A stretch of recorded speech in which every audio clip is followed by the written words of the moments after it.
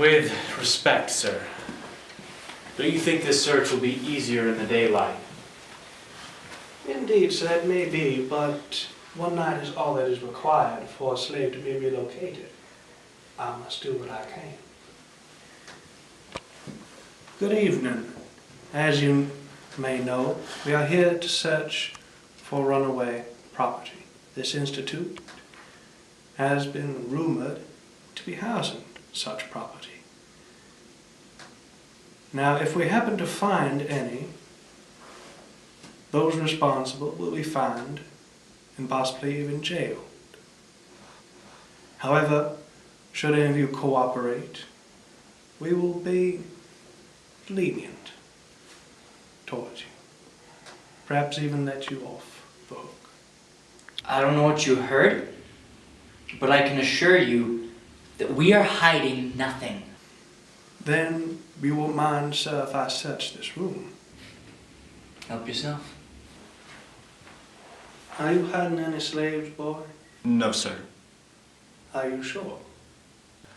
Yes, sir, I'm sure. Okay.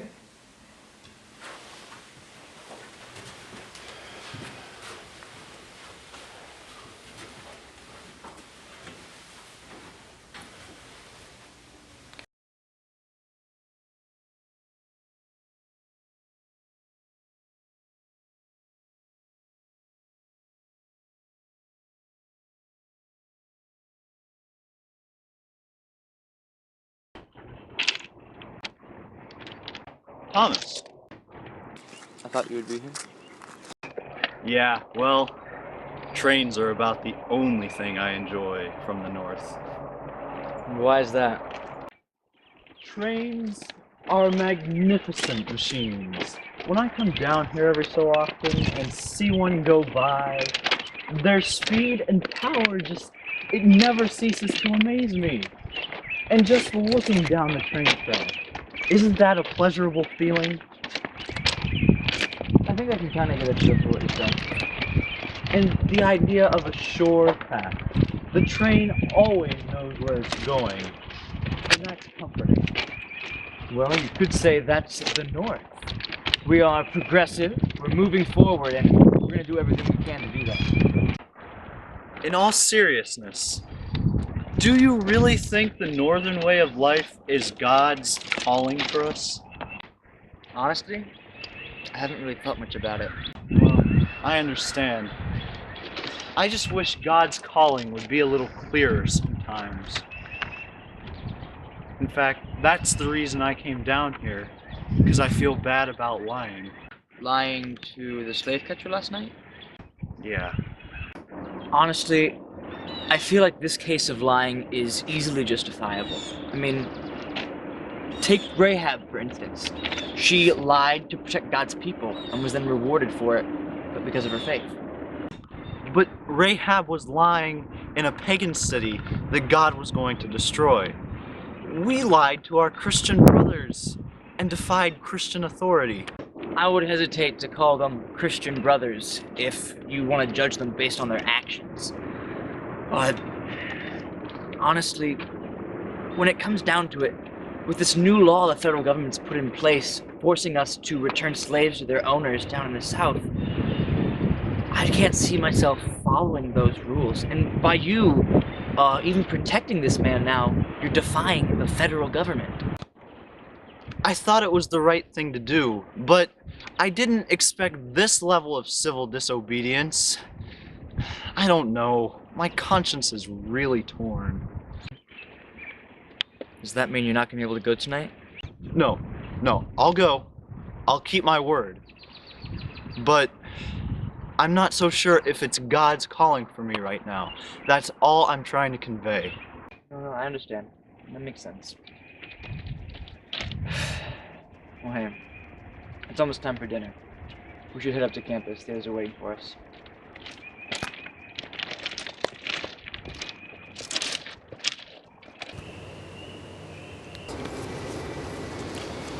Steven, this is Paul. Paul? This is Steven. How do you do? Here's a is gonna work. We got about 7 miles right now to the next stop. We're gonna make our way through the woods, try and be quiet as best we can. I don't know where that slave catcher is right now, but we're gonna have to try and make sure we stay out of his way. You guys need anything before we go? If you don't mind, Steven, could you tell us your story? Yeah, sure. Well, it was the Saturday before Easter, I believe, 2 months ago. I escaped with 2 other slaves with me. And we went up to Tennessee. We got to where we were initially going, but we got spotted and they called the constable. We tried to get away, but the other 2 that I mentioned before, they got shot. And I don't know if they survived because I just kept running. And that was when I ran into another freed black man. And he hit me. And that was pretty much how I started my journey to go up north.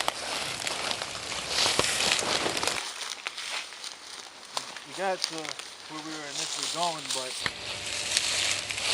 That's a really incredible story. But if you were in danger of losing your life, why would you do it? I mean, was your master bad to you or something like that? Well, actually the thing is, master was pretty tame, but he still owned me like an animal. And being a man, I want to be free. And that's the drinking gourd. My symbol of freedom and hope. It's all that I have. My mother was whipped to death and my father sold to another plantation, so it's all that. What else is there? You know, there was a song we used to sing back on the plantation. We used to sing. Follow the drinking gourd. Follow the drinking gourd. For the old man is waiting to carry you to freedom. Follow the drinking gourd. How do you know that? Well, I'm from the South, Virginia. My fathers had slaves and, well, they sang that song too. Augustine presents a contrast between the city of God and the city of man, and argues that there is an antithesis, a battle between the forces of the world and the forces of righteousness. There is no middle ground. Exactly. In the South, you seem to think that your public institutions of slavery are somehow separate and apart from the laws of God. A separate kingdom with its own rules. But he shows that to be impossible. You forget the fact that at the beginning of each of his letters, Paul calls himself a slave of Christ. How can the institution be wicked if he embraces it? I'm sure he was only speaking metaphorically. What about Galatians 2:4? This matter arose because some false believers had infiltrated our ranks to spy on the freedom we had in Christ Jesus and to make us slaves. How can you justify slavery in that light? Now the passage, I am sure, is metaphorical. But on a deeper level, how can it not be clear that central to the story of the Scriptures is that the hierarchical, governmental, and familial God rules us all? The state is an authority over the civil realm. The man is an authority over his wife, children, and servants. All have their own place wherein to serve God. Paul, you forget Colossians 3:11, where there is neither Greek nor Jew, circumcision nor uncircumcision, barbarian, Scythian, bond nor free. But Christ is all, and in all. I do not dispute God's calling to live for Him and be forces of restoration, but I cannot see that calling is as you describe. The scriptures constantly proclaim our freedom in Christ, and the Southern culture seems to put the law and traditional order above Christ. Let me show you what I mean. In a Southern town, what is at the center? Well, we really don't have a lot of cities, but in most towns, I suppose it would be a church, courthouse, and maybe a library. Exactly. All those structures are symbols of tradition, of heritage. In the South, you do not want change. You want to stay the way things have always been. Well, what about your northern cities? Take New York. Did you go to the World's Fair? I did, and it was splendid. A steel and glass symbol of the future, of progress. Progress? Perhaps. But did you not help but notice that the center of the fair was shaped like a church with very technological improvements being the place of papist relics? What are you insinuating? Maybe the North is guilty of idolatry and industry and progress and unceasing pursuit of some vague future. These mechanical achievements are wonders. They will help end evils like slavery. Perhaps, but what about the people displaced from their country farms, thousands of them, and forced to work in the factories for a wage unable to actually produce anything of value? You've got a point there. People don't always have satisfying jobs. But at least they're able to produce more and improve their quality of life. We have a responsibility to care for others. The Christian wave of the future is irreversible. Will we ever free the slaves with the South's hesitation?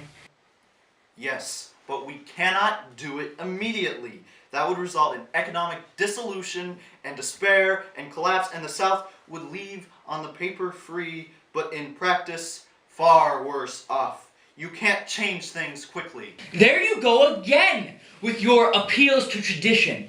How can you ignore this? What could be worse than this abomination? In the North that you so elevate, aren't European immigrant slaves in everything but name only, working in the factories with unsafe conditions, even children? They aren't slaves. They can leave whenever they want. Can they? Or are they enslaved to the need for a wage? Well, even if they are somewhat like slaves, at least by hard work they can raise themselves up and become the owners themselves. Can Southern slaves do that? Excuse me, shouldn't we be working on our assignment for Dr. Andrews? Well, no! Because all of the Southern slaves' needs are provided for, unlike in the North. What good are provided needs without freedom? God's law above man's law. God's law above man's. Our motto is Pro Christo et Patria, not just Pro Christo. We are called to obey our magistrates, unless they make us sin. Of course. But don't we have a responsibility to help the poor and defenseless? How can that not apply to this man that's trying to escape to his freedom?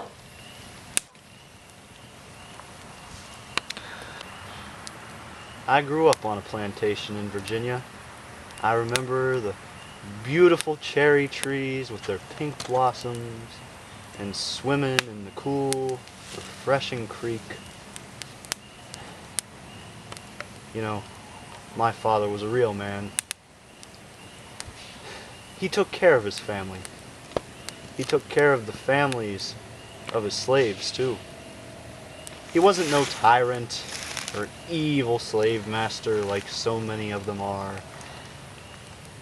He was a kinder and gentler man, and I looked up to him. I thought I was going to be a farmer just like him, but he had other plans for me though. He insisted I go up north to go to college, and I'm beginning to see why. Why's that? Well, Stephen, I must admit, I haven't really been thinking of you as a person. I was always taught and I always thought that people like you were lesser, that they were property, and now I find that, frankly, I find that discomforting. And I always thought northern capitalism and industrialism destroyed something beautiful and elegant and simple in the agrarian lifestyle. But now I'm beginning to see why that doesn't work, and I understand why my father is trying to get us away from that lifestyle. And while I struggle with thinking of you as an equal still, I'm sorry. I'm sorry for the way I've treated you, for the way my people have treated you. I'm asking your forgiveness. Well, brother, I forgive you. Yeah. In my life, I've dealt with a lot of oppression, and I realized that it's easier just to let go than to try to hold on. And Thomas, I'm sorry for the way the light that I've portrayed the North in. While I still don't agree with everything the abolitionists do, and I think that they're flawed in their practices, they've gotten me, and you've gotten me, to reconsider my position on the Southern way of life. I've always thought that was just the tradition and God's intended way for us to live, but now I've really been challenged to rethink that. So, once again, I'm sorry, and thank you. I'm sorry too, Paul. I've always viewed the North in a very prideful way. I've been so tied down to the future and progress that I've put a lot of blame down on the South for everything that's happening and forgetting about everything else that I'm doing as well. I'm sorry.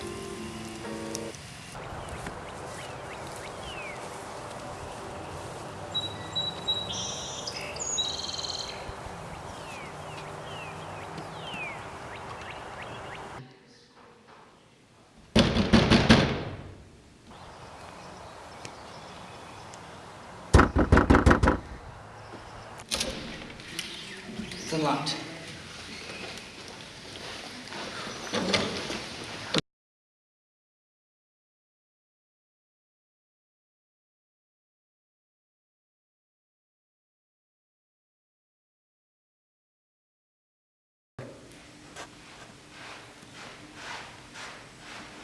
You guys were here.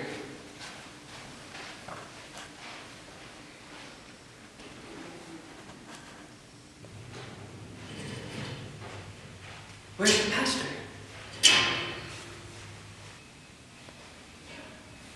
Pastor, sir, is in for interrogation.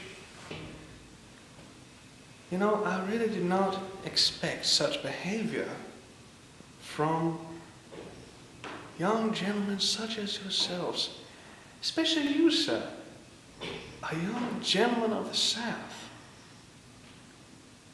Never thought, sir, that you'd put so much energy into all of this for another man's property.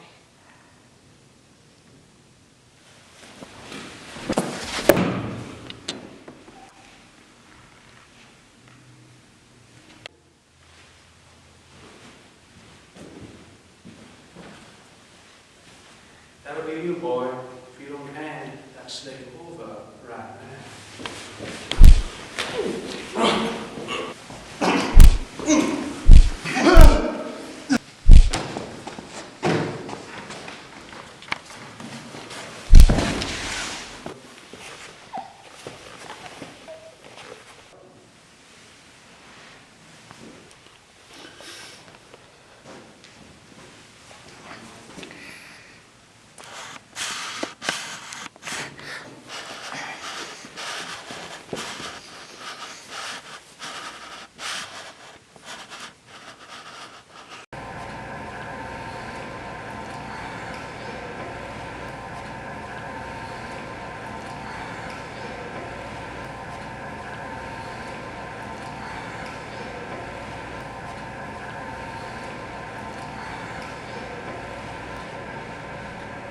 You're awake?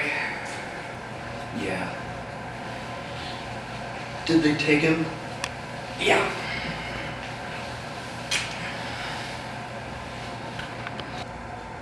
And he said that he would most likely come back, probably fine us $1,000. I know we should have seen it coming, but how did he find out? It's not our fault. He found the guy at the next stop before we got there, and he even found Professor Andrews' letter that he sent. Everything just kind of worked against us. It was good that we did, even if it didn't pan out the way we'd hoped. I just feel sorry for Stephen. So do I. I don't understand why God would let that happen to him. I mean, I know everything works for His glory, but it just seems right now that all of our work was in vain.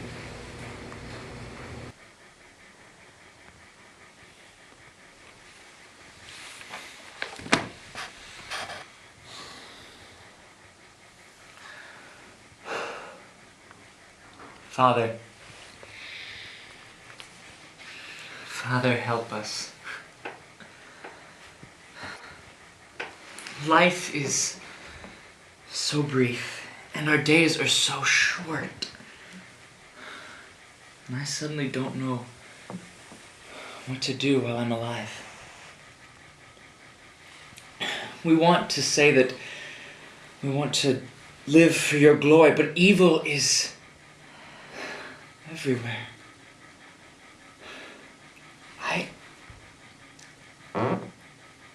I have it up here in the north. Paul has it in the south. It's everywhere. And Lord, I don't know if there's anything that I can do about it. I'm just a student.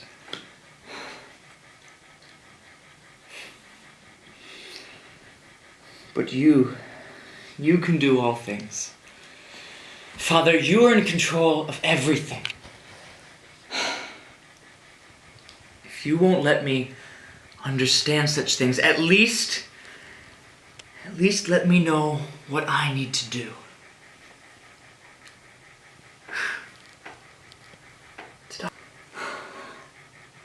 Have mercy, Father. Have mercy on us all. And use me.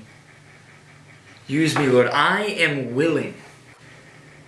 And teach me what I need to do in this accursed world. And let me suffer. Let me suffer for this cause, for these people. Let me release the slaves. Give me strength, Lord. Let me free them both from their bondage and from their sin.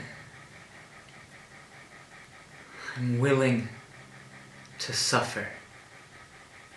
Let me suffer.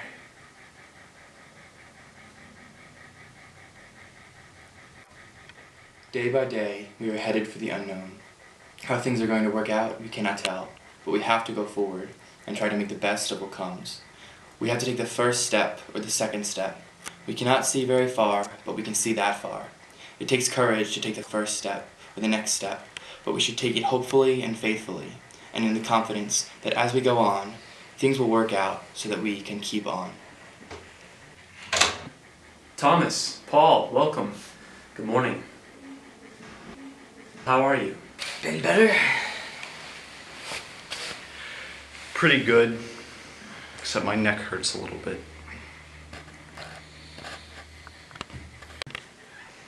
I'm sorry about Stephen.